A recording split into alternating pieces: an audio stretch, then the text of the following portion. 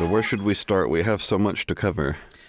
Well, I did want to kind of piggyback off our off-air conversation. Off what now? Off of our off-air conversation, what we were just talking about. You had mentioned that coffee smelled like raw sewage to you. Oh, yeah, after COVID. I was watching this video the other day about how raw sewage is treated at water treatment facilities, and they use a thing called aerated water. No. And what it is it's water that is they force so much air into it, like bubbles. Yeah. And that it has no buoyancy. Yeah. So it's water that if you fell into, you sink to the bottom of. And not to mention it's poopy water. Frothy poopy so water. It's like this shit jacuzzi. Giant shit jacuzzi, and people have fallen into it and died that way, drowned in it. Oh, no. So, pour one out for those people, because Jesus fucking Christ, I think that's probably the worst way to go. Not only are you drowning, you drowned in poo jacuzzi. A poo koozie, if you will. Those poor people.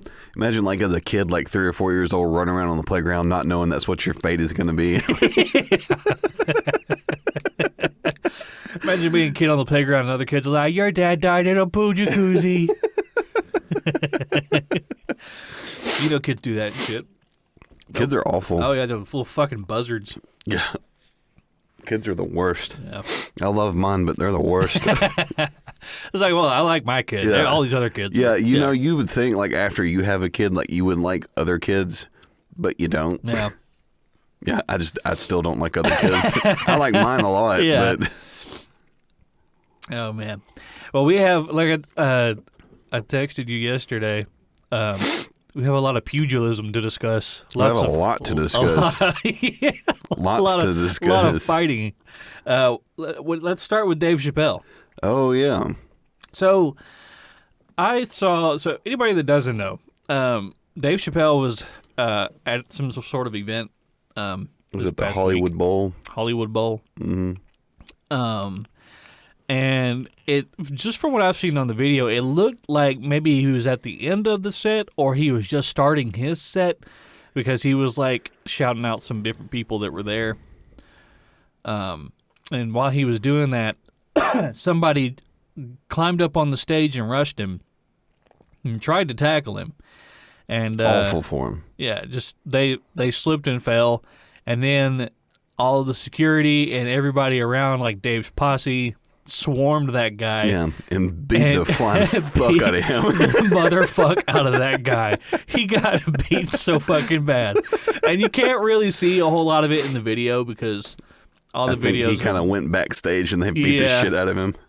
All the videos kind of recorded really far away. But there's a good video and good pictures of the guy when they brought him out on the stretcher, and he looked like he fell down a flight of stairs and then got beat up at the bottom of it. And his fucking arm, his right arm was like out of its socket and twisted around. And the people, the fucking EMTs just kind of tossed him up on the stretcher. Like, all we got to do is get you to the hospital. We're not doing anything for you outside of that. Yeah, I remember when I saw the video, I was like, holy shit. And then, like, I saw, number one, shout out to Dave. Dave's like 50 years old, and he popped right back up after that. Oh, yeah. And, like, was trygoing to chase that dude down. Yeah, he was probably a little sore the morning after that. Yeah, probably. Not as sore as old boy over there. No. He's going to be feeling that for a while. Oh, yeah. But yeah, then I went and saw that. I went like looked up the picture of the dude, and like that's the picture that I sent you was the first picture that I saw. Yeah. I was like, it's got fucking knot on the side of his head. It's so fucking big.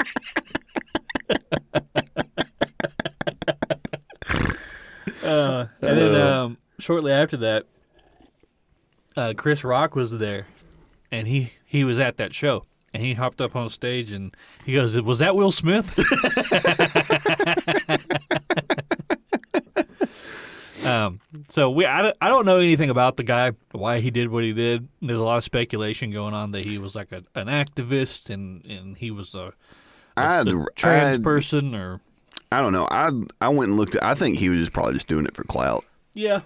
I think he's like one of those SoundCloud rappers. Yeah. And I think he was like, if I do this. Yeah. And apparently, like, the dude's brother came out and he was like, oh, he's got like mental issues and stuff. Yeah. So, but I mean, that could just be a convenient excuse. But regardless of whether or not you have mental issues, that doesn't give you a free pass to jump up on stage and go tackle someone. Yeah. If you have mental issues and you do that, but okay, I understand that you did that. But at the same time, it's like maybe the people that are responsible for you, your handlers, shouldn't have you in that situation. Well, and apparently, too, like, he was down, like, where he was at was, like, a VIP section or something.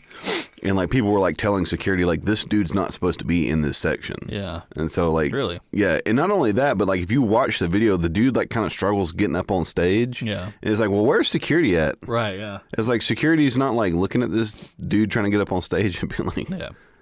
And then, like, going and tackling him before he gets to Dave. Like, the dude he got all the way to Dave. Yeah, the dude had a knife on him and some type of, like, weird, like, bayonet type deal on the end of, like, a replica Beretta or something. The fuck? He's like, tally ho!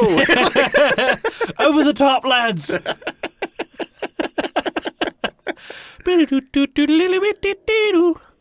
Yeah,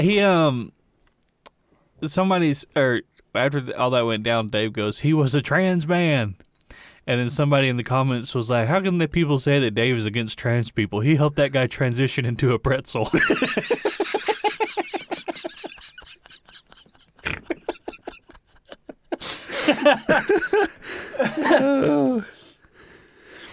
Yeah, I mean, it just goes to show you maybe you shouldn't jump up on stage and try to, like, go and tackle people. Yeah. Well, I mean, and I feel like I don't know if every single person that swarmed that guy was security. I don't think they were. I think maybe, some of them were like Dave's crew or his friends or whatever.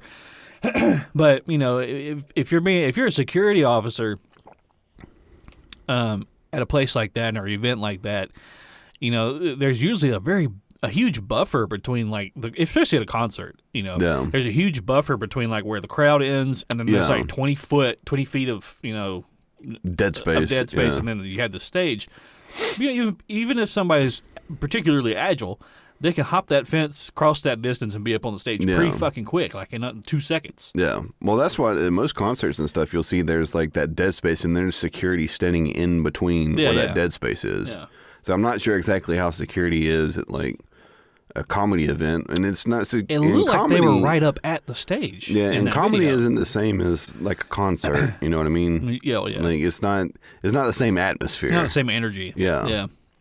Well, the thing is, if you're a security guard, you've really got to be on, and you got to be watching. I mean, ever since what happened to Dimebag happened, the dude got up on stage with a shotgun and stuck it in his side and pulled it. Yeah. So I mean, that could have happened last night to Dave. That could happen, if somebody's Wasn't that dude on meth? Yeah, he was. Well, he was also like a psychopath because he was convinced that Pantera had stolen one of his songs that he wrote. Oh, very nice. Yeah, it's like when was it Charles Manson thought that the Beatles or the Beach Boys stole one of his songs. I think it was the Beach Boys. That's a crazy story. Yeah. Like how he got mixed up or how he was able to pretty much get like in. He was like in with like the Beach Boys or something like that. Like people in Hollywood knew who he was. Yeah. And I'm pretty sure he helped or co-wrote or one of his songs was covered by Guns N' Roses on their cover album. Really? The Spaghetti Incident, I think it's called. It's something like that. Chris has told me about it before. There's a book that I haven't read it yet, but I have it on my Kindle. It talks about the CIA operation that they ran and how like Charles Manson was a part of that. Yeah. And like how like there was a clinic that they used to run. Yeah. And how when he was in and out of prison, he would go to this clinic and he would get doped up on LSD, and it was run by the CIA. Jesus. Yeah, and how like they would use like these mind games or whatever on him while he was tripping on LSD, and that's essentially the same thing that he did to those people that followed him. Yeah. How many people were in his little cult? I don't know. I don't feel like it was a lot. I would say somewhere around 20, 25 maybe. Yeah. So it wasn't like the sneaker people. No, that was the sneaker people. I forget what they were called, but the sneaker people, they all killed themselves thinking that they were gonna live on a comet or something like that. Yeah, what was that like? Was it Heaven's Gate? Is that what it was called? Maybe. That sounds right. There's so many of them now. Like, are you chewing juicy fruit? I am chewing juicy fruit. As you can see, I haven't been vaping. Oh. So I've been off of it for about a month now. Oh wow. Okay. I just haven't seen juicy fruit in a long time. Yeah, well. How's the flavor? Just doesn't last? No. Well, it kind of crumbles in your mouth when you start chewing it. Like, gross. Well, we want to talk about Super Cringe Thursday, or do you want to talk about X-Arm, or those two fat guys? I guess let's start with the X-Arm. Let's start with bringing in the podcast. Yeah. Before we get too crazy. Okay? Sounds good. Hello and welcome, everybody, to the Thicc Bois podcast. This is episode number 26. My name is Gary. I'm joined here by Wesley. Hello, everyone. And we have, just over the week, we just sent each other like a bunch of fighting videos, and like they were all hilarious. Ridiculous. So we want to touch on all of that, and then after we get done talking about that, I want to talk about the Rotationplasty video I sent you a long time ago. Oh yeah, because the text that you sent me after I sent you that video cracked me up so fucking. I couldn't remember what it said. I'll have to pull it up. It was so funny. But yeah, so Super Cringe Thursday. This past week was. Actually, Island Boys. Island Boys. It was actually posted on Friday.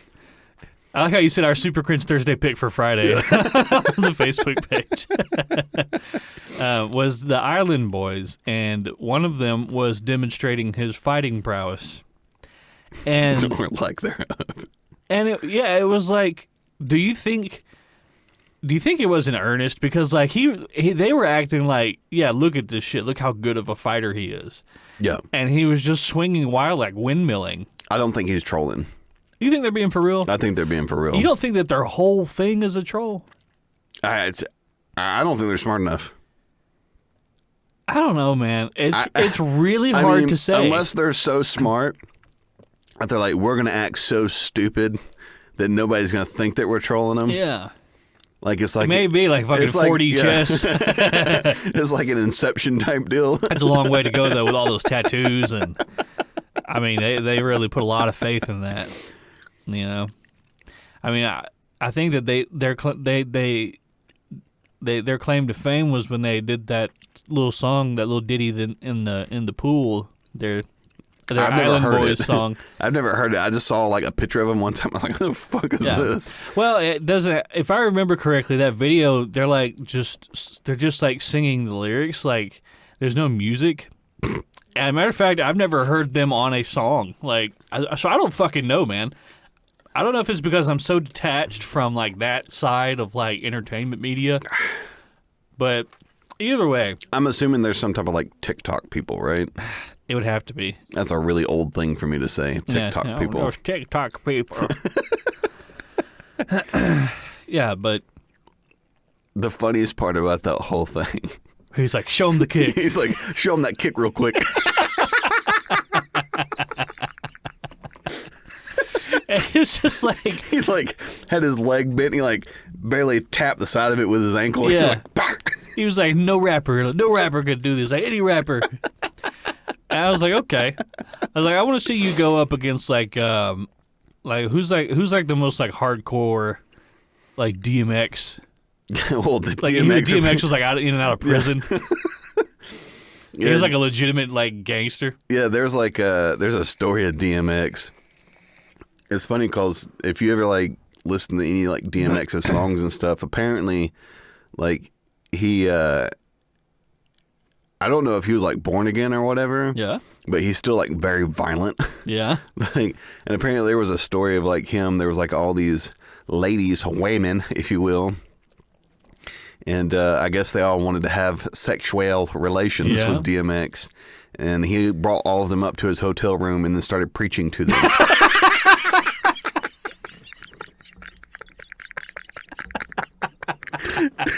He's like pulled open a Bible.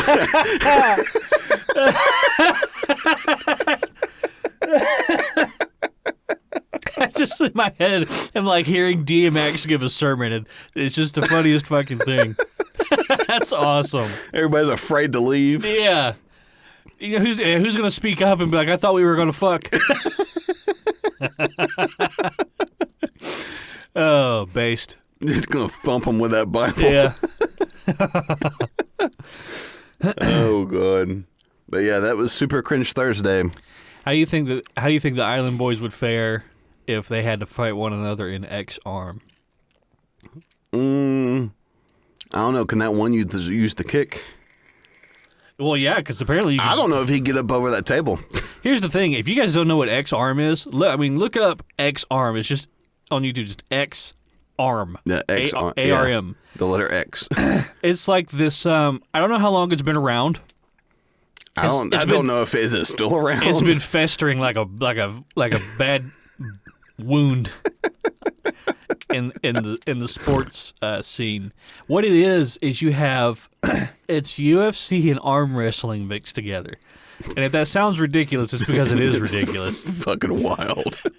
And what it is you have this podium. Like, if you've ever seen like arm wrestling, there's a podium that the two guys stand on either side of, and they lock their left arm. So you hit, like, one guy puts his left arm, the other guy puts his left arm, and they clasp hands, and then they tape their hands together. Yeah, or it was something. some duct tape. Yeah, like duct tape. There's no official like thing they use.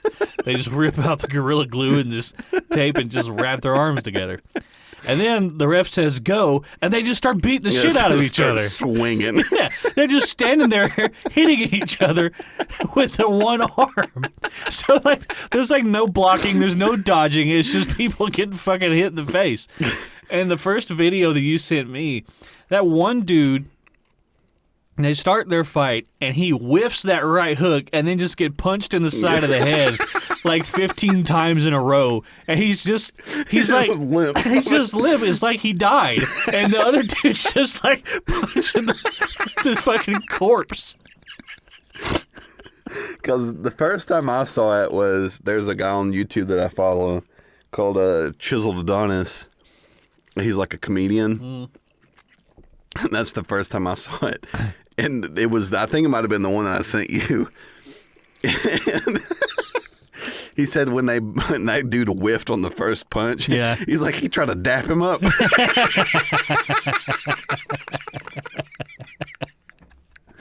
And proceeded to get his ass beat. Oh, man. It was rough.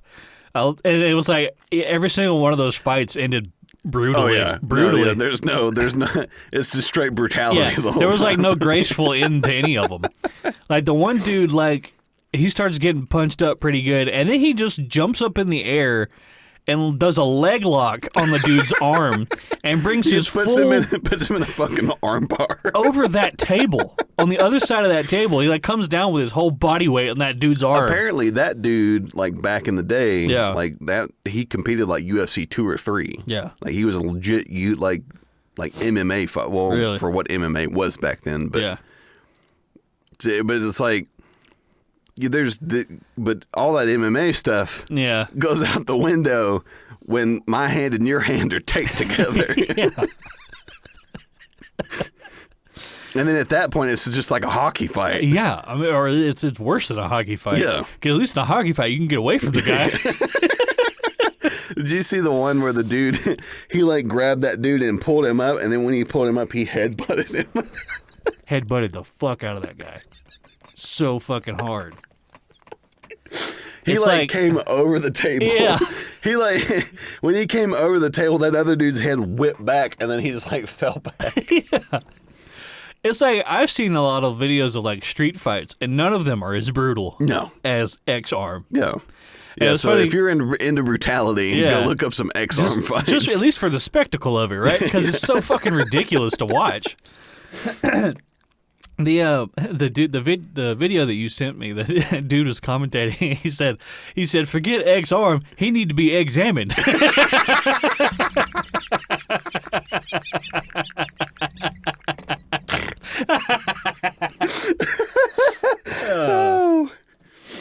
Well, so I sent you that picture of that dude yesterday. Yeah. And I was like, I don't think he'll be competing in X-Arm anymore. And you're like, maybe X-Arm, like EX-Arm. Yeah.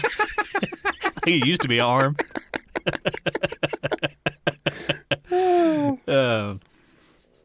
Yeah, that shit's crazy. Like, it's one of those things where it's like, okay, somebody had this idea and managed to get a lot of people on board with it. How? Apparently, also, too, one of the founders of X-Arm was also one of the founders of UFC. Really? Yeah.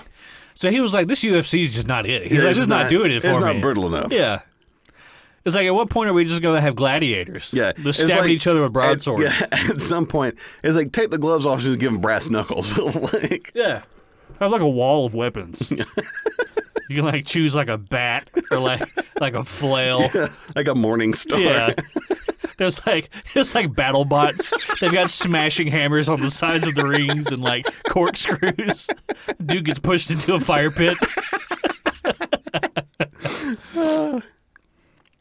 The other one video that you sent me is like this like backyard brawl. Oh, like, street beefs? Yeah, this like pseudo-professional thing that they've got set up. There was like, I don't even know how to describe it. It was like UFC, but like in your backyard. I love street beefs. Yeah. Yeah, they've got like a whole channel. Well, the particular video that you sent me was like these two like 50-year-old dads. It was bad. Who were like 20 beers in before they got into the ring. You know, that I knew it was going to be good because when that first guy introduced himself, I didn't understand a fucking word he said because he was so fucking drunk. He was like, I became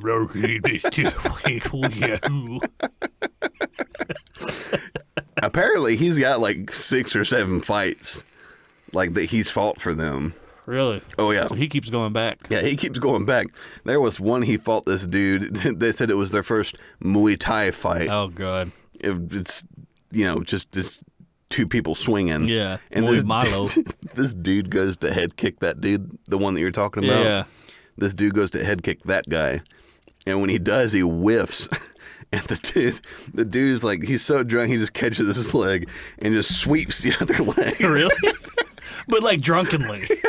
It's like that would be a cool move if you were like moving correctly. Yeah, he wasn't moving. Like, he was just like kind of flailing around and swept this dude's leg. And the dude hit the ground so hard he knocked himself out. Like, no spatial awareness. Yeah. Like, his hands are like up like this. Well, the 2 guys that you sent me, they're just like, I said it looked like they were fighting underwater. Oh, yeah. That's what it looked like. Like, nobody was like striking particularly like hard. No. At least they didn't look that way. But everybody was landing like face shots, and like he managed to kick that guy in the head at one point. It was honestly surprising, and it was a good connection because he got him like in the bridge of the nose with his foot, and that other dude just like, wow. The funniest part about that whole video, nobody said anything about it, was the other dude that was in the purple hoodie. Yeah. Like, he went to go kick that. He, like, hit him with a crescent kick. I was like... He did? I didn't even see it. I don't know if I saw that. He, like, kicks the foot up and then brings his heel back. I don't know if that's what he meant to do. Yeah, or it just happened. I think it might have just happened that way. I was like, was that a crescent kick? Well, like, they would, like, punch each other and then stumble around for, like, 3 seconds and, like, recover from the punch. The funniest part about it was that dude in the white shirt, they called him Solo. Solo, yeah. Was that he would like start punching the dude and then he would like turn and like walk, like stumble away. Yeah. Like with his back turned. Yeah. And the other dude would just stand there. Yeah. I'm like, he's like, all right, what is this? What's this move? I've got to study his technique. I like when he stands like perpendicular to the guy. He's like facing away from him, and he takes his left arm and he does like this. He does like this wind up punch, and then he jabs him with the right arm, like from way back here, and he connects with it. Yeah. And all the drunk people in the crowd are like, ah! Somebody said that he did the Bugs Bunny. That's exactly what it looked like, a fucking Looney Tune fight. My favorite part of that whole video is when he kicks that guy square in the balls. Just like, It's the cleanest nut shot ever, and he kicks that guy in the balls and he doubles over in pain, and then he raises his arms like he's the champ, like he just went the distance. He's like, you see that shit? I kicked him in the fucking nuts.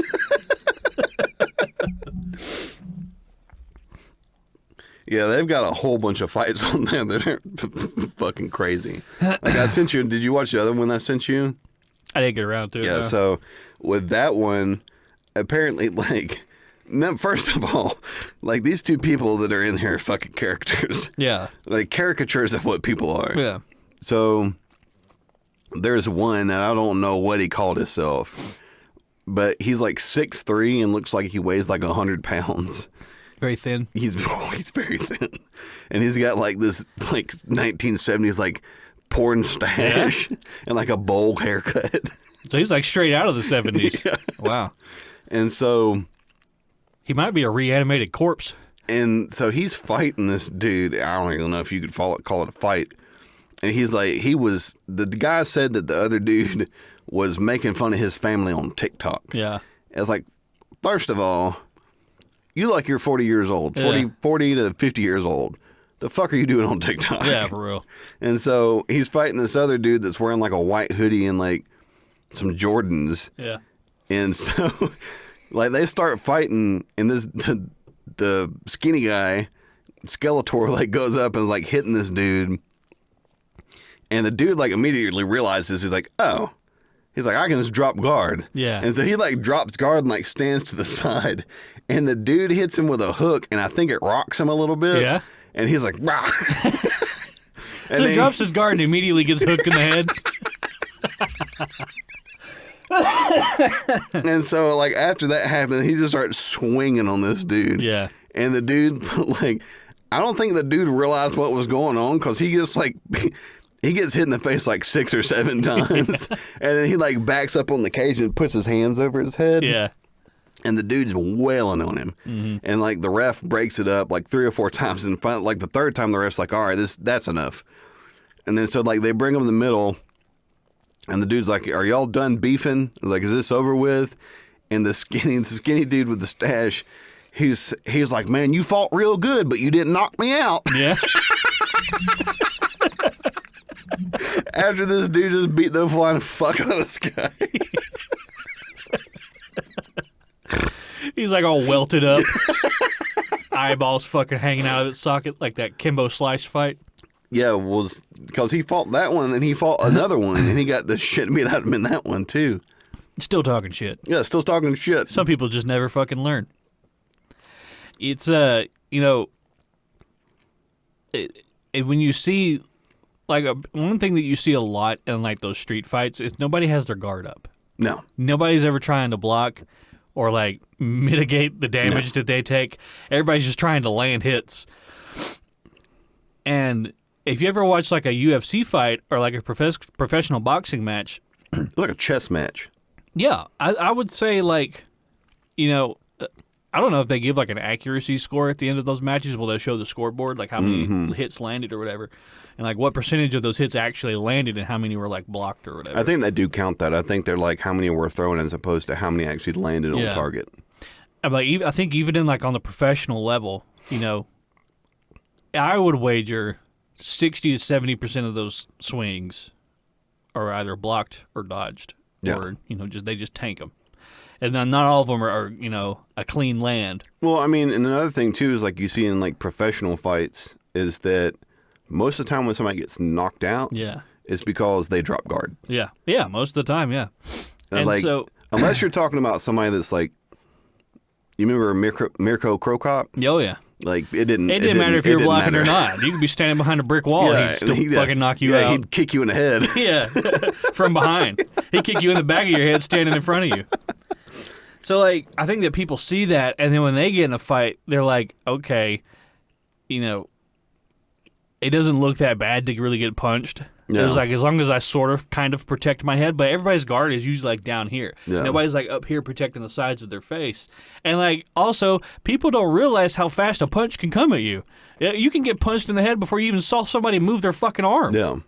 So a lot of people that get into a fight it's like have never false sense of reality that they've concocted in their head. Yeah, like a lot of people who are getting into fights have never been in a fight. No. Because they don't know what a fucking fight is like. It's like anything can happen in a fight too. Like, if you get, say you get punched in the jaw and you get knocked out and then you smack your head on the concrete, you're dead. Yeah. You could, if you're fighting in a bad location like next to a train track and you lose your footing or something, the best thing you can do is just run away. Yeah. I mean, who cares? I mean, like, at least you didn't fucking die. It's better than being dead. Yeah. Yeah, what's it Mike Tyson says is like everybody has a plan until they get punched in the face. Yeah.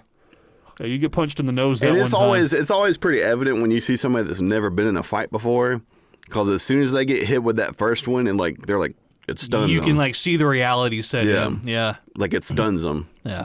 Like, oh, what was that? Yeah. Because I remember even like when we were growing up, like when we went and took Taekwondo or whatever, I specifically remember like watching people like in those classes they're like, oh, you're supposed to pull the punches or whatever. I didn't know that. I thought we were fighting. I thought that's what sparring meant. Sparring meant fighting. Well, I mean, you would think too, like if you're going in there for the sole purpose of like trying to land a punch and get around somebody's guard, yeah, it's like I'm not gonna go 50%. Mm-hmm. Like, what do you want me to do? Yeah, you know what I mean? Yeah, you're not supposed to expend all of your energy straight away. Yeah, because you don't know how far that fight's gonna go. Yeah, so I just remember like seeing people like in there, like they get like a real good lick. Yeah.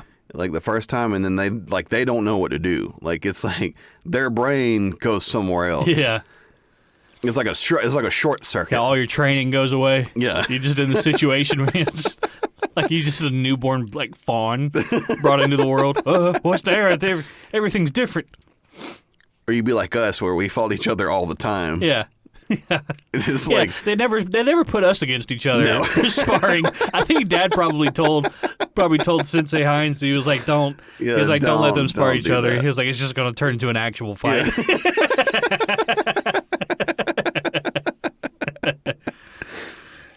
Yeah. Was that kid that used to shake his fist at everybody or whatever? Yeah, he would like do this like thing with his fist on either side of his head, like woo. Yeah, until he got. Until you punched him square in the face. That was one of the funniest fucking things I've ever seen. I was like, well, dude, you dropped it. Like, what are you doing? Yeah. Oh, there's my opening. Yeah. There it is. Who was that guy that came in? He was like a UFC fighter, wasn't he? Or he had his own dojo in Tennessee. Yeah. He I can't remember what his name was. But I do know who you're talking about, because that was back before. I don't really think anybody really knew what like that kind of stuff was back then. Yeah, I still think it was pretty underground. Yeah, still very, very underground. So he wanted to spar with one of the other teachers there. Mm-hmm. Who he was a black belt, but it was for like technique. Yeah, like it wasn't for fighting. Yeah, he was a black belt like for doing like the katas. Yeah, which is just where you punch and kick at the air. And he was like, yeah, I'll spar with you. And the guy was like, all right, put your gear on. He was like, no, you're not wearing any gear. I won't wear any gear. Yeah, like they were wearing the foot pads. Yeah. He was like, no, put your gear on. Yeah, he's like your helmet. And, put your helmet and all your stuff on. Yeah, he's like, no, I'm fine. And he got fucking pulverized. He got welted up pretty bad. He did. And he was one of those kids' dads. So it's like, that ride home, like I just saw my dad get the shit kicked out of him in front of all my friends.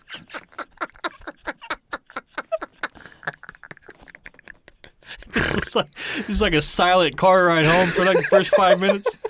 How's school going, man? It's fine, Dad. Yeah. Like, ask me questions. You dare speak to me? I got that guy's number, by the way.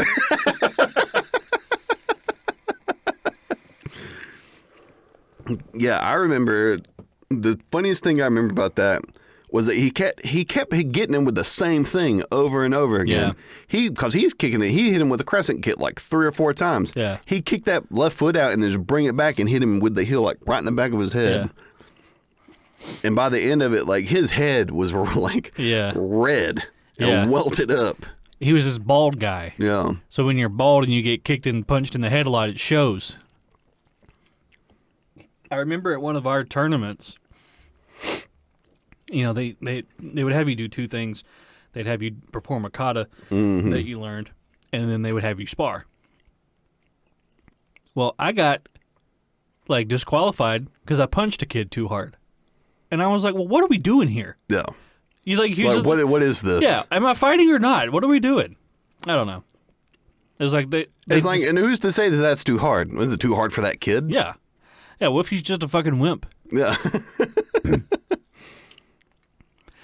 I like when you see like a street fight where like one person is like they actually know what they're doing, and so the other person just gets like tossed around like a fucking dummy. You see, like that lady that you sent me in that video. Oh my god! I said she got fucking executed. She did. It's this video. I don't. Fatality. Yeah, I don't know like the story behind it or what, but they pitted this like soccer mom. Like I don't know what she was doing in that ring. Yeah, she looked like she just came out of Whole Foods. And they put her up against like an actual UFC fighter, like a female fighter. The funniest part about that was like afterwards, the girl's like raising her hands and smiling real big. Yeah, like she did something. He just beat up someone's mom. Calm down. But they put them against each other, and like to her credit, like the soccer mom went in there. She was like, she went straight for it. She went straight for it, but then immediately got her shit rocked. She started like she took like 2 hits to the head, like pop pop like that, and she starts doing this thing, like holding the head back, throwing the arms forward, and like head down and like doing like this, like looking for something. Yeah, like trying to find the light switch in the closet. And she gets fucking hooked right in the head, and she falls down to her knees, like hands and knees. Yeah. And then she looks up.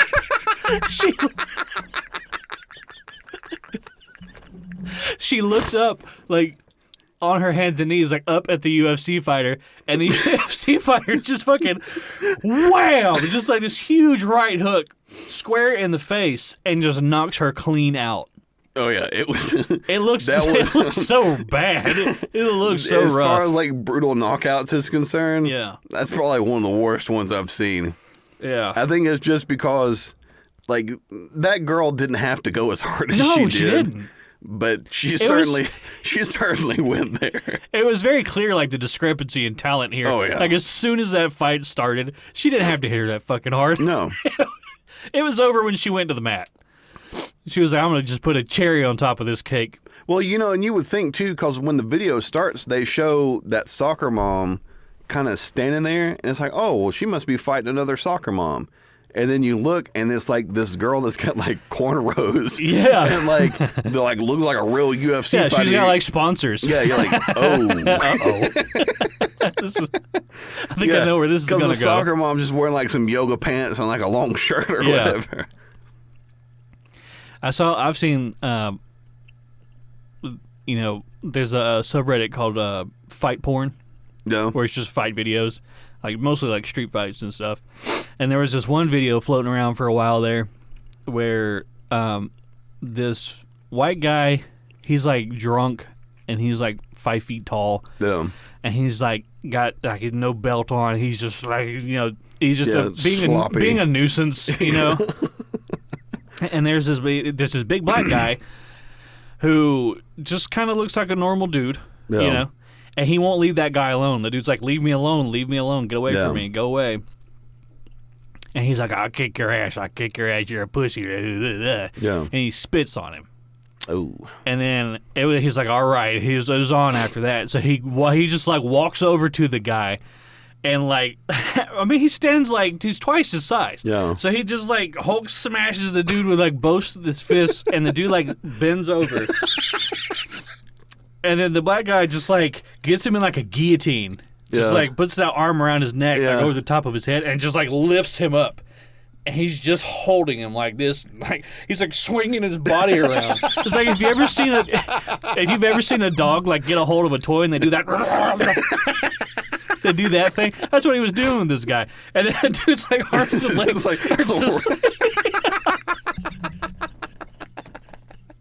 he's just completely limp, and then like his pants fall completely off, and he's still holding the dude like this, and he's just so mad because he fucking spit on him. So like, understandably, he's limp, flailing around in his underwear. Yeah, and then he like throws his like body off to the side.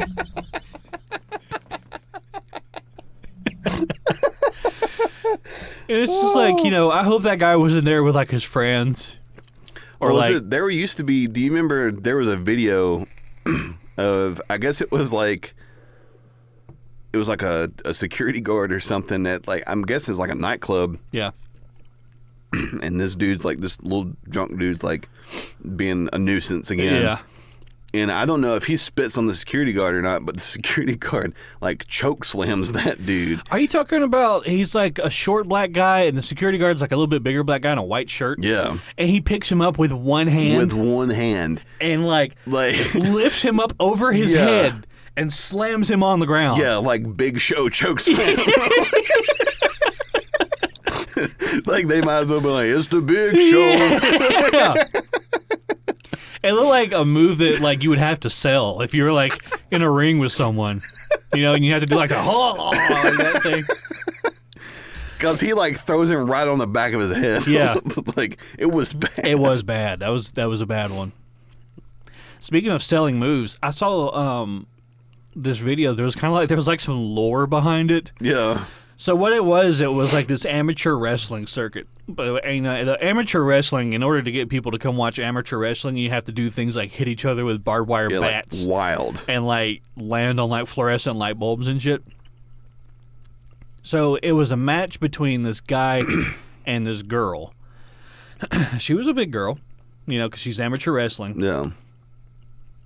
And he was supposed to sell her moves. You know, you're supposed to there's a lot more like actual violence going on in amateur wrestling, but at the same time, you still have to sell your opponent's moves. You got to put on the show. Most of the violence is like you taking bumps and stuff. Yeah. Like you hitting the mat. Yeah, like you can't fake that. Yeah. You can't fake landing on a fluorescent light bulb. It's just it's 2x4s under there. Yeah. Like that's all it is. So he's not selling any of her moves, and it gets to a point where she just like actually starts like hitting him. Yeah. And he's still not selling her moves. And I don't know if he's drunk or what. But at some point... He might have been really pissed at the bookie. It's like, I don't know. But at some point, he gets outside of the ring, and her, like, boyfriend and brother and dad and, like, her posse and everything just, like, start tearing this dude apart like a pack of chimps on another chimp. Oh, shit. They pick him up and pile drive him on his head. They like pick up like a cinder block and smash it over his skull.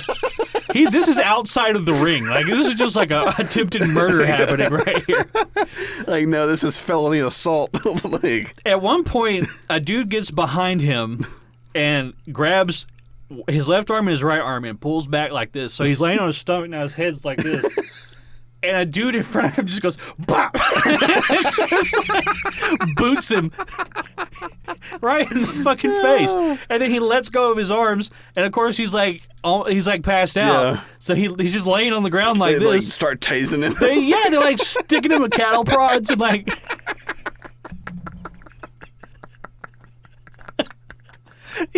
It goes on for a long time. Like an uncomfortably long time. Yeah. And it's like the whole time you're watching it, like, are they gonna kill this guy? They're towing that line. Yeah. They're real close. It was a snuff film. It's real close to being a snuff film. They don't kill him, but they fucked him up. And then, like in the same video, they show that girl that he was going against, she went on to be a part of a show right before she was supposed to make like her professional debut. Yeah. And they're in like a gymnasium, like a school gymnasium. Yeah. And you know how like they'll take the bleachers and like bleachers can like retract up into the wall, so you have like this big tall like stack of bleachers up against the side of the wall. She's standing up on top of that. Oh, no. And she goes to jump and land on a guy. Oh, no. But she lands bad and snaps both her legs.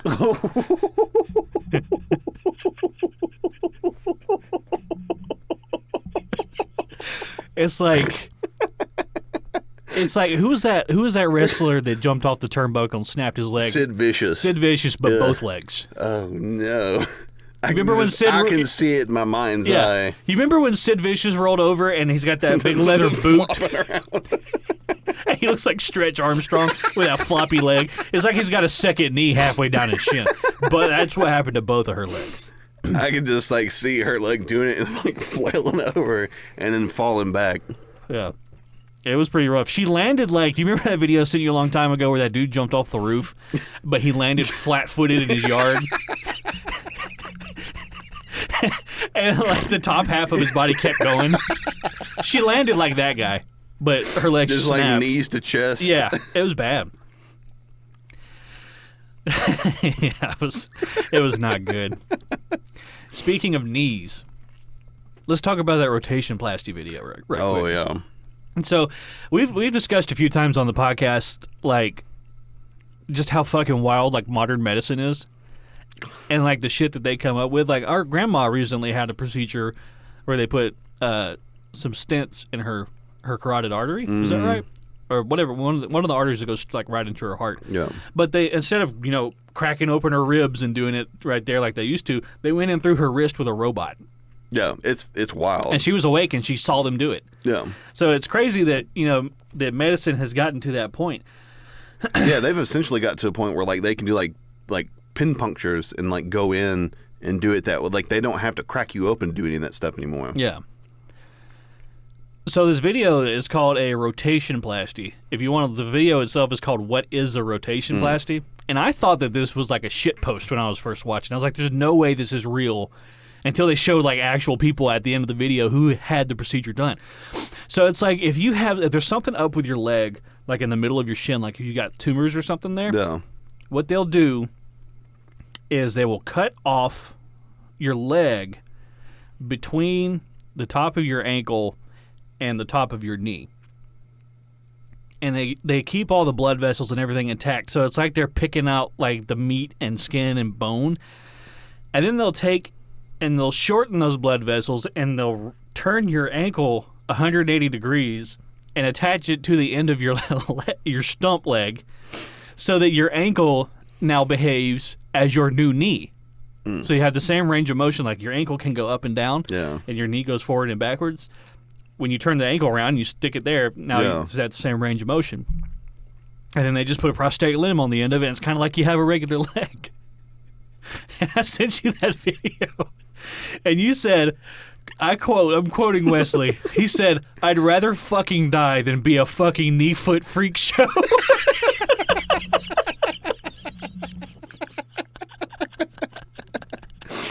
Well, it just didn't make any sense to me because it's like I've seen people with prosthetic legs and prosthetic limbs and stuff. It's like they cut it off above the knee all the time. Yeah. It's like, why would you need to put a foot and an ankle on there? Like, what good does that do? That does nobody any good. I don't know. It's like you don't think they have prosthetics that are above the knee prosthetics? I know that they do. I know that they do. I've seen it. Yeah. It's like, no, you're not going to take my fucking foot and stick it on my fucking knee. This is not going to happen. Just take the fucking thing off and take the whole thing, throw it away. Yeah. I just imagine you saying that to the doctor when he like showed like, here's what we're going to do. He said, "I'd rather fucking die than be a knee-foot freak show." How do you sleep comfortably when you got an ankle sticking, your foot sticking backwards? Your toes are... How do you clip your toenails when they're back here, And didn't like at the end of the video or whatever, they're like, and then after some time we just cut the rest of the foot off. Yeah, like from the middle of the foot up. Like, why? So no more toes. Yeah, it's like, well, then what the fuck was the point of that? I don't know, man. It was one of the wildest things I've ever seen. Well, it's like, you ever seen like people like they'll get like a finger chopped off and then take a toe and stick it on there? Well, yeah, when I cut my thumb off, that's what the doctor said. After they put my thumb back together, he was like, "We can't let you leave without a thumb." I was like, "What do you mean?" He's like, "We'd have to take your big toe and put it on your... That'd be your new thumb." Fuck you are. So I'd have this huge fucking big toe on my hand. And you know I got fucking crazy big toes. My big toe is like 5 times as big as my thumb, and the nail sticks straight up in the air. Yeah. So like, no, I'm leaving here without a thumb. I'm leaving with no thumb. Yeah. You're not doing that to me. No. Yeah, I mean, it's we went to school with somebody who had a prosthetic leg. Mm-hmm. And I'm pretty he might have been like halfway down his shin. I can't really remember. Do you remember? Was he above the knee or below the knee? You bleep this out. You're talking about yeah. His was above the knee, or it might have been at the knee. I can't remember. Yeah, but he didn't have a foot attached to his fucking stump. No. Well, I think too he was born that way. I think like below the knee. I don't think there was any bones like below the knee. Yeah. Which is fucking wild. Like your DNA is like, yeah, we don't have the blueprint for that. Yeah. Like, I can make one. I can't make both. like just mirror it. Yeah. Do what you did on this side, but opposite. Sorry, I can't. Isn't it weird how your body is symmetrical, like, but just on the outside? Well, even your bone structure. Basically, anything that's not your bone structure. Like, I'm pretty sure even your cardiovascular system is completely symmetrical. Mm-hmm. But it's like, if you ever considered like my body made when my body was making itself, however the fuck that works with DNA and shit. Yeah. It's like it made a leg, and then it did the exact same thing, just mirrored on the other side. Well, and you know, I had heard this somewhere, and I can't remember where it was, but they were talking about how, like, essentially your DNA, like, kind of gives, like, a rough blueprint of how, like, your body's supposed to be set up. Yeah. But it doesn't specify anything. So, like, you could have, like, a major artery wrap around your leg, like, spiral around your leg. Really? Because it doesn't tell... Like it knows it's supposed to be there. It knows it's supposed to be there, but it doesn't know specifically like how it's supposed to be there. That's always like been so strange to me. It's like I understand that that's what DNA is. Like DNA is like the blueprint for like your physical form. Yeah. It's like, okay, well, what's reading the DNA and then making the body? Like there's some kind of element that's like, okay, looking at the blueprint, okay, to put that there. Yeah. Like what's doing that? You know? And I know the DNA is made up of a bunch of G's and C's. If I remember, like, the genetic code. So, and I've always, and it's been quite some time since I've been in a science class, but is it that DNA is made up of a cellular structure? It's made of some kind of code. I know that it's made out of, there's, like, some sugars involved, and, like, it's like a chemical thing, I'm pretty sure. So it's just an atomic structure, then? Well, I mean, everything's made out of atoms, but there's like, so you have like a genetic code, like a sequence, right? Yeah. And it's like, it'll be like GGCUA, CGG, something like that. And that's got something to do with like glycol and. As soon as people start throwing around those kinds of words, so I just kind of zone out. Yeah, that doesn't mean anything to me. But like, I don't understand, you know, and I don't know if I had the capacity to understand. You know, it's like some things are just so far outside of your wheelhouse. So, like, even if somebody explains it to you, like, that still doesn't make sense to me. I can't wrap my head around that. I'm that way with computers, too. Like, you know, I understand that, you know, at the very base level, a computer is just a matter of yes or no, on and off, 1 and 0. It's this binary system, right? So it's like... You have like and NAND and OR and NOR gates and all that kind of stuff. So you use like you can. It's like when people write their own operating systems, or people. How do you make a program that allows you to make a program? Who wrote that first program? How did we go from completely physical things to an actual computer? And I'm sure at some point it was this huge amalgamation of like switches and. Because that's what it is, right? It's on, off, closed, open. Yeah, because you have to have like a compiler or something like that that is able to translate your specific like readable code into machine readable code. Yeah. And at some point... You know, I should really know that kind of stuff. Considering your profession. Considering what I got my degree in. It's like, I'm kind of that way with everything. It's like... You know, when you look at something that was created, like I always think as far back as like how far does that go? Like, so who made the compiler? How did they make the compiler? Yeah. Whatever they used to make the compiler, who made that thing? Yeah. So that's how I am with like, you know, human like DNA structures. Like, I know that the DNA is what, you know, how we were made. That's our code. But how is the DNA made? What knows how to make the DNA the way the DNA is made? Yeah. Well, I mean, then you can also continue to go back from there. It's like, okay, well, then what made the DNA? Well, someone had to have made that. Yeah, that's my point. It's like it has to keep going, right? It keeps going and going and going. Yeah. It didn't just come out of nowhere. It's like all of a sudden here's this thing that can do all this other shit, and you got a human at the end of it. It's like what came before that? What came before that? It's like this is a tangent, but I've been playing the living shit out of Elden Ring. Mm-hmm. Have you played Dark Souls? Yes, the first one. So Dark Souls is it made by the same? Yeah, it's made by FromSoft. Okay. Which is owned by Bandai Namco, I'm pretty sure. But Dark Souls, story. So those games are cool in a way that, like, they don't explicitly tell you, like, here's the story. They'll give you, like, a 3-minute long cutscene at the beginning, and then after that, you're kind of just free to go about. Yeah. You're not really given a whole lot of direction in those games. Most of the story comes from, like, item descriptions. Like, you pick up a thing on the ground, and then it'll say, in the land of the dragon. Yeah. And then, like, you can kind of get some context from that. Yeah. Like, okay, I found this, robe, this blood-stained robe in this bed chamber that kind of implies that, maybe a rape happened here or something like that. It's usually not anything quite that graphic, but that's just an example. But when I played the first Dark Souls, I really got into, like, the lore of it all. Mm-hmm. And, like, so in Dark Souls, you're told, like, there's a lot of parallels between, like, the story of Dark Souls and, like, Entropy and, like, the Big Bang and, like, the creation of the universe and everything.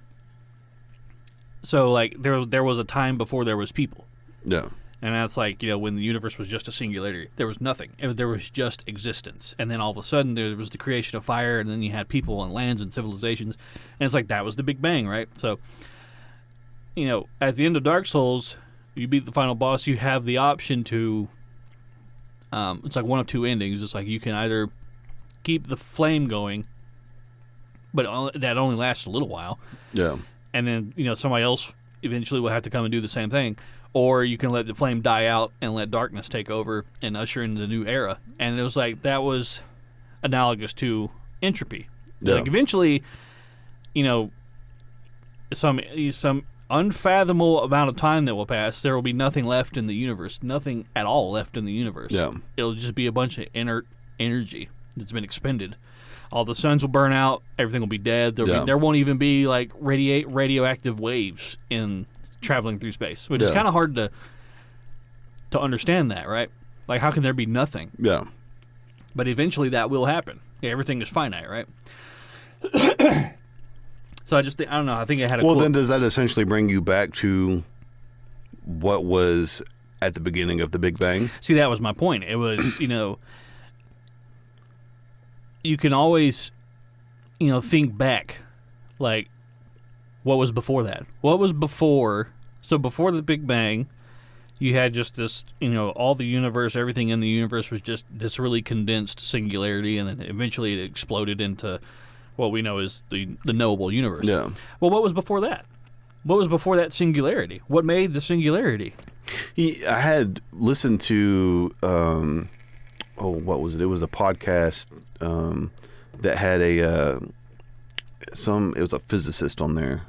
It was maybe a theoretical physicist. Yeah. And they were talking about how, and I don't really know if this directly correlates, but they were talking about how, like, like photons and stuff, like photons don't necessarily see the universe, or you would not see the universe the same way that you would as you do currently. Yeah. Because it exists on, like, a 2D plane. So there's a theory that, it might not be a theory, it might actually be a scientific law, but that a photon from, like, a star, like hundreds of millions of light years away or whatever, that in order for that photon to, like, exist on the same plane, as soon as it emits from where that sun is at, it is already where it is going to be in the universe.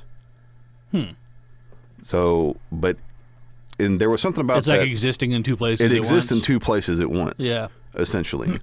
So I think it's interesting, like, if you think about it that way, where it's like... But, instead of thinking as a photon as like this so thing the physics that apply to me and you are not the same physics that apply to a photon, nor is it the same physics that apply to a black hole. Yeah. It's like, so, like, if, like, time is not linear across, like, multiple types of, you know, physics, how those physics apply to whatever that... It's like you have time dilation around like the event horizon of a black hole. Exactly. So like if somebody like was going into like a black hole, like essentially like if you were looking at them going into it, eventually they would like stop and it wouldn't look as if like they were moving anymore. Yeah.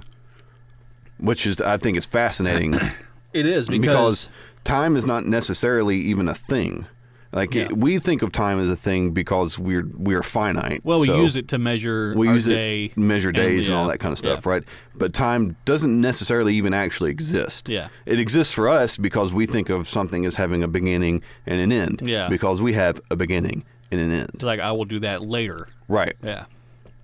Well, yeah, it's because, you know, time and space, you hear things like, you know, time-space continuum. It's because those things are intrinsically tied together, especially when you start thinking about black holes because, you know, if you've ever seen that model of like, you know, space as like a mesh grid pattern, and like you take and you put, you know, black hole on are you talking grid. about the one that, oh, never mind, I was thinking of something else. Well, you take like a black hole and you put it on this grid, and the black hole has such a large mass, it sinks down. So the space around that black hole goes down like over a cliff, down. Well, time doesn't do that. Time is consistent. So time, you know, moves this way if you're looking at it like a grid. So if you have like a body moving towards the black hole, at a certain point it'll start going down because it has mass. And it stops moving. But if you're looking at it from the top down, you know, it just looks like it's slowed down. Yeah. Because it's not going, you know, across the x-axis. It's really just moving across the z-axis, which makes it look like it's staying in place. Well, I had heard this theory at one point. I don't know like how much of it's been fleshed out or not, but they were talking about the amount of mass that's at the center of a black hole is that like there's the possibility that could signal that would be like a multiverse type deal. Yeah. Just because like if you think about like the Big Bang, like where they talk about like everything came in together at one time or like whatever. When that's the weird thing about the Big Bang too is like how is it that you go from having no mass in the universe to having mass in the universe? Yeah. Just essentially from energy. It's like, well, how did the energy create mass? Yeah. It's like, how do you answer that question? Yeah. Well, you know, and we have a lot of, you know, laws of physics like energy can be created or destroyed, right? So it's like you cannot create energy. It comes from something. Yeah. And then once you use it, it's inert energy. Yeah. So it's like it's like okay, but well, where did it come from? Where did it come from? Yeah. It's like it's just always existed. Yeah. Well, it's like well then, since I know of everything as having a beginning and an end. Yeah. It's like well that energy must have been created by something. It just doesn't. It just doesn't exist in this like ethereal plane. Yeah. That like. You know. Or maybe it does, but see, because the thing is, we have these laws of physics and these laws of thermodynamics and laws of this, that, and the other, as we have created them. We had this shit that we didn't understand, so we had to make it make sense to us. So we have these laws that are applicable to most everything. But we know for a fact that there are some things that exist out there that do not apply to the laws of physics and break the laws of physics. So that means that we are intrinsically wrong. No. We're not completely correct.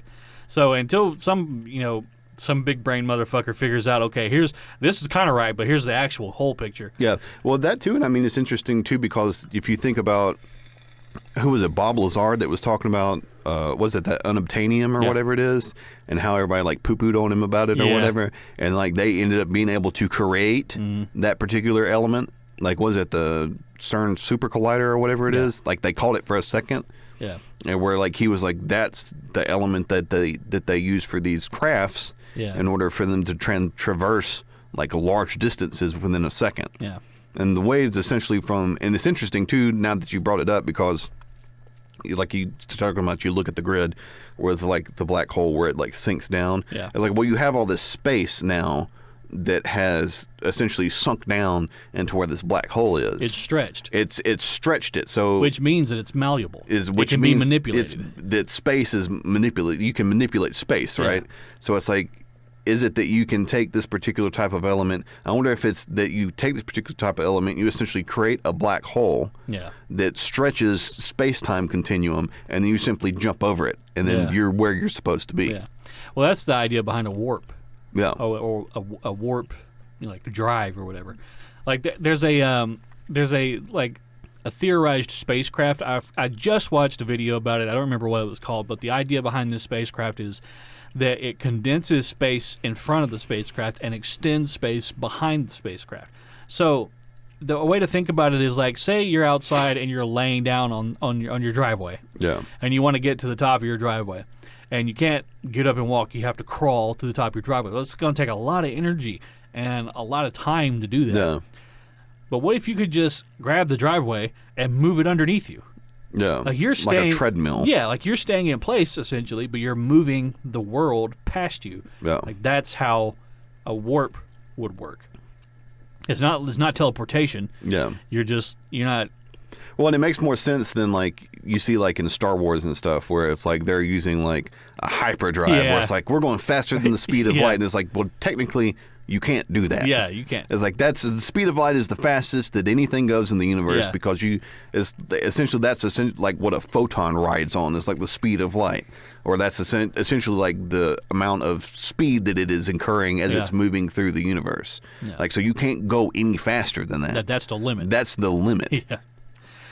I don't know. I think it's interesting to know that they have theorized that yes, it can be done. It's just a matter of our technology and our access to resources. So it's not something that we'll ever see in our lifetime. No. I know that NASA has accidentally created a warp, but it was like a micron long. No. So it wasn't even really observable. And it only existed for that is frightening. It is. It's terrifying. It's terrifying when you really think about it. Now that they know that they've done it, they're gonna ride that high and be like, oh, we gotta do it bigger and faster. Well, wasn't it like that was a major concern when they started using the super collider, is that they were essentially going to rip space-time? Well, yeah, because they did. But that's what it does. But they were worried that it was going to create a black hole, like, something that is at the center of the galaxy, right here on Earth. It's like everybody's like this. It's just like all drawn up in a knot. Oh God! It's like the same thing was Albert Einstein when they dropped the first atomic bomb, where he's like, "Yep, this might light the atmosphere on fire." And some general was like, "I don't care. We need to kill those damn Japanese."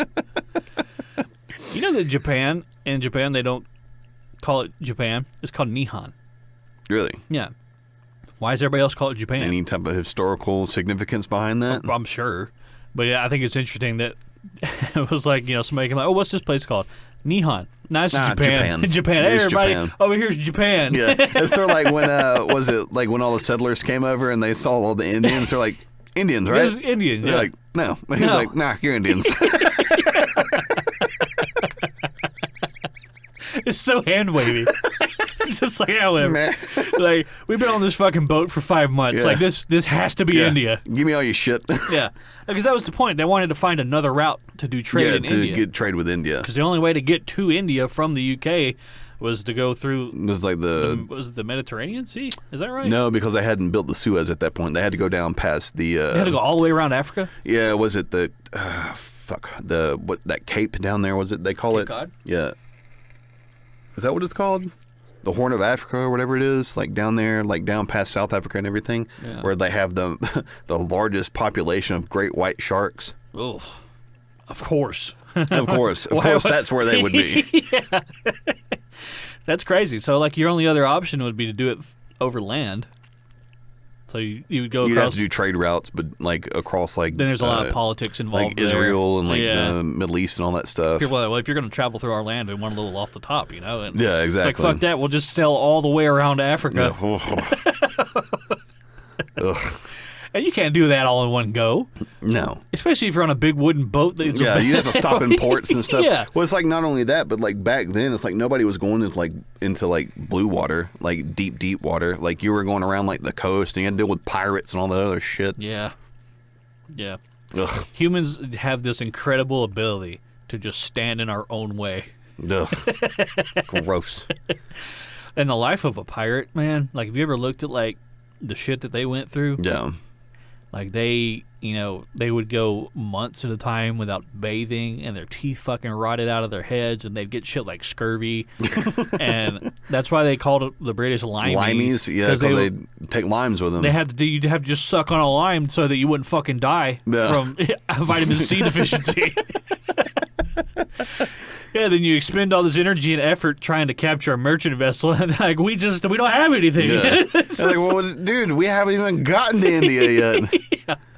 They're like, okay, listen, if they're going this way, we don't take them. If they're going back the other way, that's when we take them. Yeah. And they were like, didn't somebody theorize a long time ago that the Earth is round? So can't we just go around the other way? Yeah. And I think it was Christopher Columbus, who was Italian, and it wasn't even the UK that funded that whole thing. It was Spain. Spanish, right? Yeah, it was Spain. They gave him a boat and they gave him some guys and they said, just go that way until you find India. Yeah. Said, goodbye, everyone. Was it he like landed in Haiti or something like that? Did he? It was like an island, I think. That's really far south because they ended up landing in Virginia, pretty sure. No, that's the Plymouth. Yeah, I thought it was the English that landed over there. They landed on Plymouth Rock. Yeah. Which was in Virginia, I'm pretty sure. And then they made Jonestown. Yeah. Yeah. And was it Jonestown was the one where like everybody disappeared, nobody knows what happened to them? Oh, I didn't know that. Yeah, I think Jonestown is the one where like they set up that settlement, and then like people came back by and they're like, "Where is everybody at?" And, like there was like no sign of a struggle or anything. They just nobody was there anymore. It was like a ghost town. Think about the Native Americans, who, they're not everywhere all at once. Yeah. A lot of them were nomadic, so they for generations have lived and died in this place, and then all of a sudden there's these like really pale people on the coast over here, and they have chopped down the trees and they've made these like square teepees. Yeah. Like what the fuck? And then like you just have this moment where you just look at each other like, what the fuck? Are they aliens? I had no idea that things were going to go south.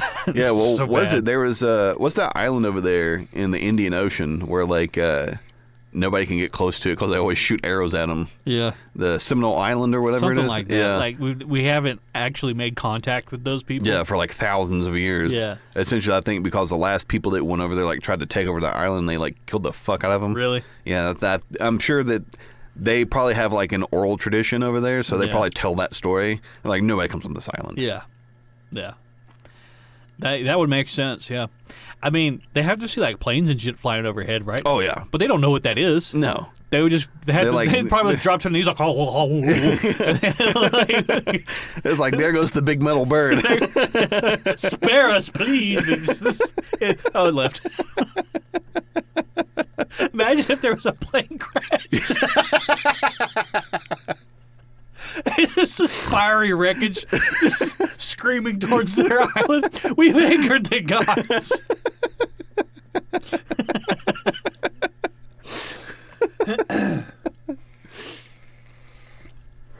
Well, we've only got a little bit of time left. Do you want to talk about the Amber Heard Johnny Depp trial that's going on? Do you want to talk about Elon Musk buying Twitter or doing Roe v. Wade? Oh, Lord. There's a lot. A lot's happened. A lot has happened. Yeah. Goodness. I mean, we can probably say for the... Is it even Roe v. Wade is the one that they're trying to overturn, or is it Roe v...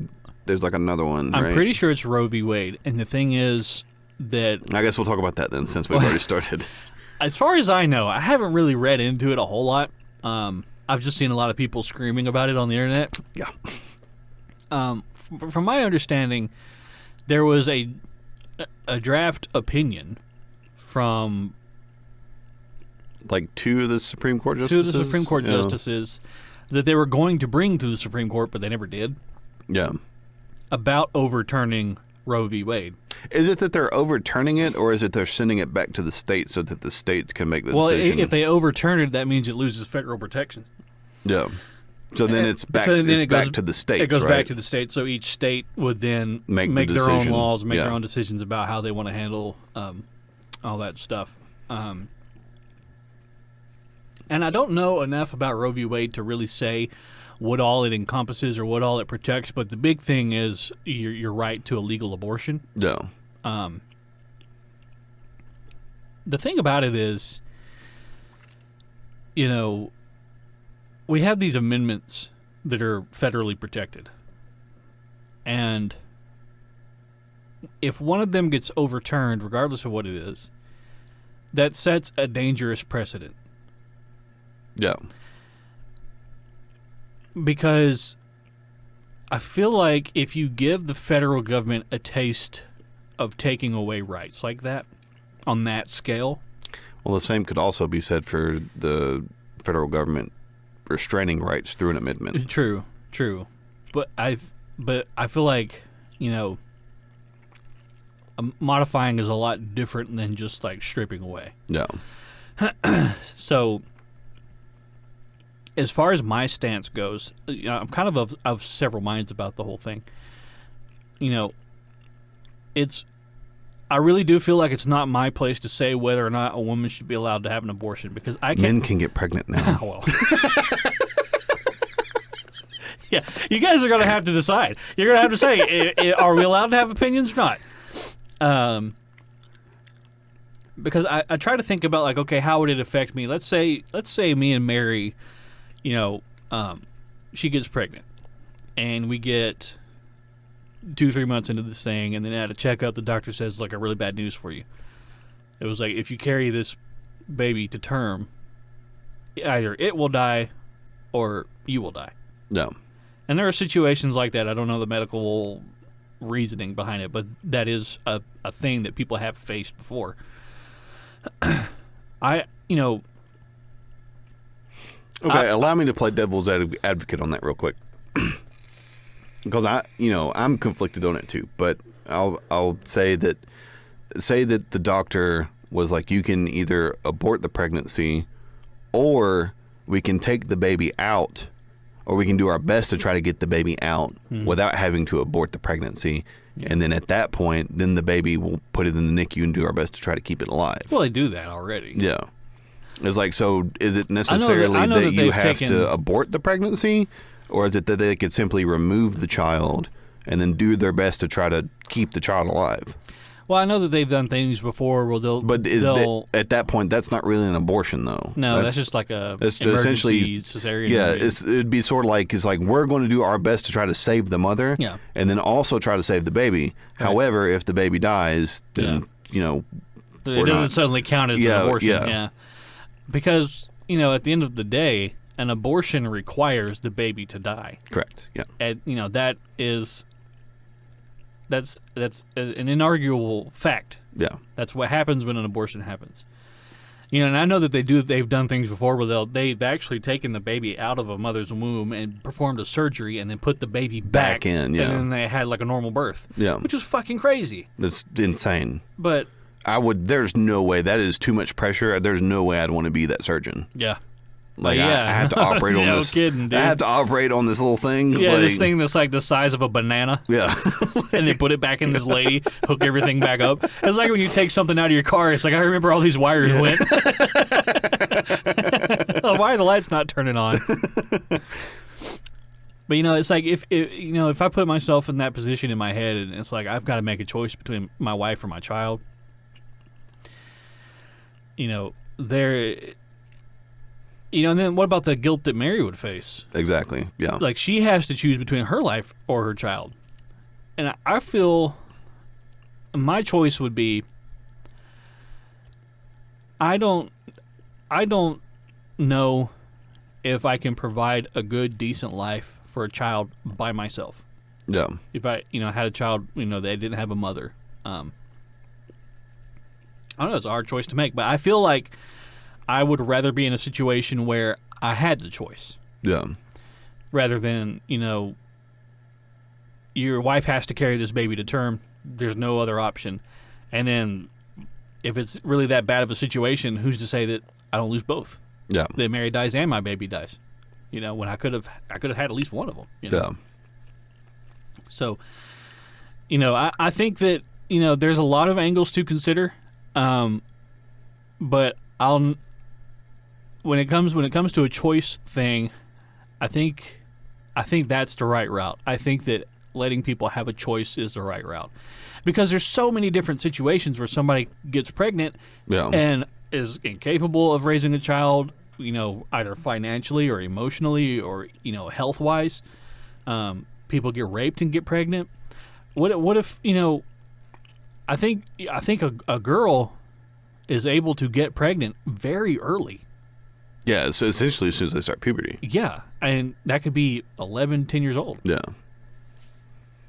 I don't see in any world where it's morally correct to make a 10-year-old girl who was raped carry a baby to term. No. You're just not going to convince me of that. Yeah. I do think that it's reprehensible if you're using abortion as contraception. Yeah. Because there are so many different options out there for contraception that you can do beforehand. Before it gets to that point. It's hard too to try to nail that down, because there are some states where they don't count those numbers exact. Yeah. Like, so they're not. It's not. Well, like, what reason are you having? Yeah, it would be easier. Like, if we were having this discussion, if we actually knew the numbers, it's like, well, how many of these people are just having an abortion for contraception purposes? Yeah. I feel like because I agree with you. Like, as far as that's concerned, like, I morally have an issue with that. Yeah. It's like, because if you'd left it alone, it would have been a baby. It's like, and just based off you not being responsible, and not. Mom, if you're listening to this, turn this off for just a second. You're essentially acting as a cum dumpster. Yeah. It's like, I have an issue with that. Yeah. But at the same time, there are also different situations where, like you said, rape. I don't think if somebody gets raped, I don't think that you should force somebody to carry that child to term. Yeah. I don't agree with that either. Yeah. It's not. It's like with everything. It's not black and white. It's not cut and dry. And that's why the fact that you can't put a definitive yes or no on what's right and wrong for anything really is why I think that people should have a choice. Because another thing is, people are going to get abortions anyway. Yeah. Because just because something's illegal doesn't mean that people don't do it. Weed, crack cocaine. Yeah, even my main thing with the thing is too is like, I have moral issues with what abortion is. It's based simply off the fact that if you'd left alone, it'd have been a person, right? Yeah. It's like, and I don't think that conversation is doing anybody any good for us to have this conversation of when does life begin. Yeah. It's because essentially what you're doing there is you're trying to define what is consciousness. And nobody can do that. Yeah. And also, when does consciousness start? Yeah. Hell, that doesn't even really start till after you're born. I'm exactly. pretty sure. It's like, okay, well, if we're going to go that route, I could kill a 2-year-old and be like, well, they weren't conscious. They didn't know. Yeah. You know what I mean? Yeah, and you would have an issue with that. And then everybody would have an issue with that, right? So, but the way that I look at it is that, number one, if you've been listening to this podcast for any amount of time, you know that I cannot stand the state. I hate the state. So Wesley has this A tattooed on his chest with a circle around it. So here's my deal is, if you are going to enforce anything, how are you going to do it? Yeah. You're going to do it with force and violence. Yep. It's like, okay, if I am the person that I say that I am and I believe in the non-aggression principle, it's like, well, then how are you going to make sure that people aren't getting abortions? Yeah. Well, you're going to use force and violence to make sure that people aren't getting abortions. It's like, but again, at the same time, it's like, what are you doing with an abortion? Force and violence. Yeah. It's like, so there's this conundrum where it's like, how do you answer this question? Yeah. And it's a lot harder question than what people make it out to be. Yeah. It's not this simple yes or no. It's not binary. Yeah. You know what I mean? This isn't exactly, a one-to-one comparison, but, if Allison was pregnant and if delivering the baby was going to kill her and you had the choice, you had to make the choice in this fucking clown world. What if somebody was standing there with a gun to her head and you had a gun pointed at them? and the only way to save your wife was to kill that person, you wouldn't fucking hesitate. No. I wouldn't fucking hesitate. Even if it wasn't a gun, if I had a little fucking like 1-inch knife, I'd stab that motherfucker to death. It would take a long time, but I'd do it to save my wife. Yeah. But I had to take a person's life. I had to take a life. It's to do that, right? But I wouldn't feel as bad about it. Okay, well, that person was going to kill my wife. Yeah. Okay, well, this baby's going to kill your wife. So one thing that I will say, I'm not going to stab a baby to death. Yeah. I want to make that distinction. One thing that I will say is that if you and Mary ever do decide to have children, is that your view kind of gets turned a lot. Yeah. And I'm not saying that I would be like, tell Allison, like, oh, you have to bring this child to term. Like, that's not what I'm saying at all. Yeah.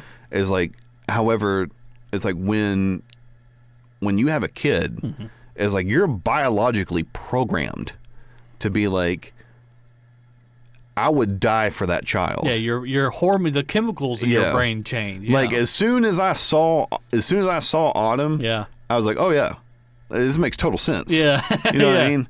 Like something just in my brain went like that. Yeah, and I was like, if somebody ever tried to hurt her, like I would just go fucking ape shit. I would murder them.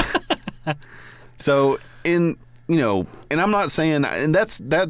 If that was a question, if it was like, it's either the child or your wife. Yeah. I think at that point, it's like you and your wife need to have a serious conversation. Mm-hmm. It's like, at that point, it's like, I'll be like, look, I love you and I want you around. So like, if we decide that, if you're like, hey, like I want to go through with it and I think that it'll be okay or whatever, and we'll give it a shot. Like I can't stop you from doing that. Right. Yeah. It's also, too, I can't stop you from being like, no, we're going to terminate this pregnancy. Yeah. I can't tell anybody what they have to do. No. I'm just me, It's like a big thing, like, in mine and Mary's relationship is, I feel like I've made it clear. I've at least tried to bring the point across to Mary a bunch. Like, I was like, you are your own person. Yeah. I was like, I can't tell you what you have to do. I can't make you do anything. Your body is your body. I'm like, I trust you. Like if you're going out with the girls or whatever, I was like, just if you need a ride home, let me know. Like I'm not, I'm not your lord. Yeah. You're not my property. And so if it came to that, ultimately, Mary's got the final say. Yeah. The baby's in her body. Yeah. It's like that. It's not my body. Yeah. But at the same time, I think that my body, my choice thing is bullshit because, Yeah, well, look what happened with the vaccine where it's like, it's like, well, my body, my choice. Yeah. Like, if I don't want to put it in me, then I'm not going to do it. It's like, because you can take that thought process and flip it on its head. Yeah. It's like, and people start reeing about it. Yeah. It's like, well, it's like, okay, well, I called you out on it, and now we know exactly where you stand. Like the whole men can get pregnant, too. Yeah. So you can't say men don't have an opinion. Well, aren't you saying that men can get pregnant? Yeah. So which is it? You're going to have to decide where your values actually lie. Yeah. It's like it's easy to say, okay, yeah, men can get pregnant too. Look at me virtue signaling, and I'm such a good person. And it's like all of a sudden, when it's turned around on you, then you have an issue with it. Exactly. It's really telling of who you are as a person. I don't know. At the end of the day, it is like we said a couple times. It's a hard decision. It's a hard decision. It is a hard decision. It's not black and white. There's so many different variables. My biggest issue with it is the government. Yeah, absolutely. Overturning a federal protection. Because if they can do it with that, what's stopping them from doing it with anything else? Well, I think my biggest issue is that the federal government has as much power as they do. Yeah. I don't think it's okay. They were never supposed to. No. Essentially, the federal government was supposed to act like the glue that kind of glued all the states together. Well, yeah, because you consider the size of America and how many different states. Like, how do you hold all that together? You got to have a governing body. Well, it's like, do you think that people who live in Washington State are going to have the same values that the people that live in, like, Tennessee? Like, no. The distance between those two, it's like those are two different, like, essentially they might as well be countries. Yeah, two different cultures entirely. Yeah. It's too vast of an expanse. Yeah. In order for these people to agree with these people on all these different issues. They're not having the same experiences. Exactly. The people who live in Silicon Valley and the people who live in Appalachia, they're not the same people. Yeah. They work completely different jobs. They have completely different values. So why would the people in the Silicon Valley be able to tell the people in Appalachia what they can and can't do? And vice versa. Yeah. The way that I've always looked at it is, as long as the decision that you are making does not negatively impact me or mine, like immediately, it's like, then I can't tell you what to do. Yeah. Yeah. A big part of that too is, I don't, I think that people should be allowed to live their lives. People should be allowed to make decisions, good or bad. Because I don't have all the answers, and I'm not the final say in what's right and what's wrong. And my opinions change as the years go by, and I'm like, okay, well, I used to think that was right, now I think it's wrong, and vice versa. So, when it comes to this decision, this Roe v. Wade, it's a lot more than whether or not abortion is right or wrong. There's more to it than that. Yeah, and it's like we were talking about it. I don't think that. The craziest part about it is there's so many people who have kind of waded out into the extremes. This the people in the middle can't have an actual honest conversation. Yeah. You know what I mean? Because there's the crazy people over here. They're like, abortion at any time is wrong. The woman should have to carry to term whether or not it's going to kill her. Yeah. You know what I mean? And you got people over here. It's like, I'm not listening to you. And there's people over here. It's like, I've had 17 abortions. Yeah. And it's just like, well, people that want to terminate like a 9-month it's like, well, pregnancy. Yeah, you're a fucking psychopath, and I'm not listening to you either. It's like, so can we please talk to the people in the middle, and then y'all two go shut the fuck up? Yeah. It's like, I know that those people probably exist, but the majority of people getting abortions are not these people who are like, I just don't want it anymore. Yeah. I know we're 8 months into this thing, and I've done all this effort, and I've done all this and this and that and the other, and I've had the baby shower, and all of a sudden I just don't want it anymore. No.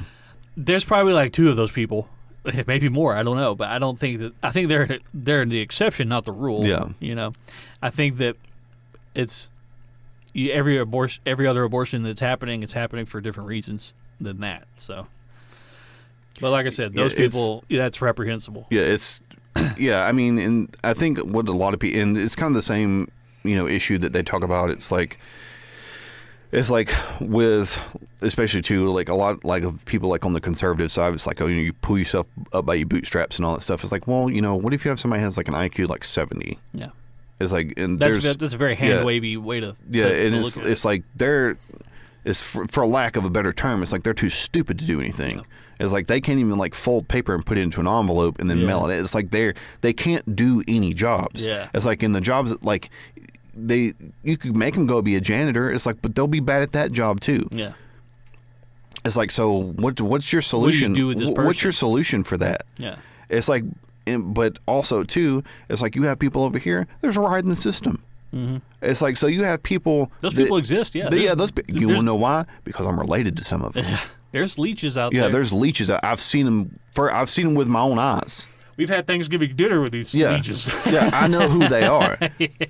So it's like you look at like this over here, and it's like, well, obviously these people exist. It's like, because if I see them with my own 2 eyes, it's like I know this. It's more than just them. Right. It's like, but also too, you have these other people over here that actually do need assistance. Mm-hmm. These people that can't fend for themselves. Yeah. And that kind of brings it back to the Roe v. Wade issue, where it's like there's some people that are saying that they want to abort people that have mental issues. It's like, well, who are you to decide on what life is supposed to be? What does life look like? What life has value? Yeah, it's it's like, did you ever see the guy that got up in front of Congress that has Down syndrome, and he was like, so you're telling me that my life is of no value? Yeah, and that I should have been terminated? It's like, and they're like, blah. Yeah. Well, a lot of times too, it's a little bit of a side, but Down syndrome people live completely normal, happy lives. Yeah. They're probably fucking happier than me or you. Yeah, exactly. So, I mean, they can get jobs and they're hard workers. They probably have all this existential dread and everything that I have. So. Yeah. They're just, everything's very face value. Yeah. Yeah. Yeah. it's, there's not this one big blanket rule that you can place over everything. No. And there never will be. And that's why I think that people should have the right to choose for themselves. Yeah.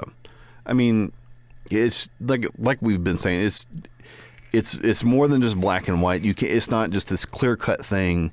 It's like you can't just take this one swath and just paint the whole picture that way. Yeah. Because here's how it is. Yeah. Yeah. It's not how it works. Well, what about this? Well, what about that? Well, what about this?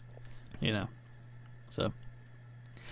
Well, I think that that's all we've got time for today. Yeah, that kind of got a little bit dark at the end. But well, we tend to do that. It's like we'll talk about like some like crazy and stupid shit. We'll draw you in. We'll draw you in and with then some we'll goofiness. ruin the rest of your day.